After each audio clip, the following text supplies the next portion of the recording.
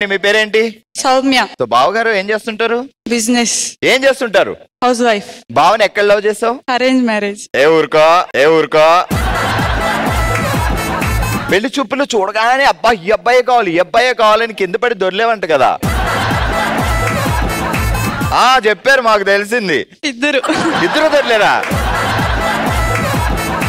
సరే జాగ్రత్తగా విను. చిత్తూరు కొండపైన చింత చెట్టు ఎక్కి సినిమా కబుర్లు చెప్పుకుంటున్న చిన్న చిలక పెద్ద చిలక, చిటారు కొమ్మకెక్కి చింత చిగురు కోయిపోయి చీమల పుట్లో జారిపోయిన చిట్టెలక.